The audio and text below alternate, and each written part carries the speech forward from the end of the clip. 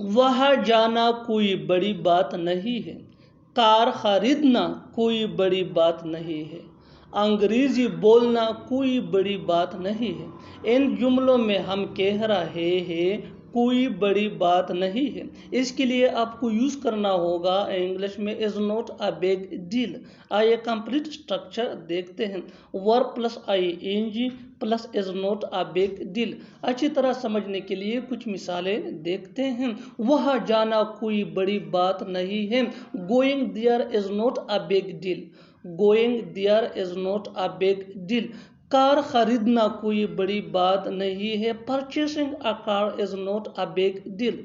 Purchasing a car is not a big deal. अंग्रेजी बोलना कोई बड़ी बात नहीं है, speaking English is not a big deal. Speaking English is not a big deal. बिल्कुल फार्मूले को हम स्टेप बाय स्टेप फॉलो कर रहे हैं। आप भी इस फार्मूले के बेस पे बना सकते हैं ऐसे जुमले अंग्रेजी जुबान में आसानी से। That can be really helpful for you. अच्छी तरह समझने के लिए एक और मिसाल देखते हैं।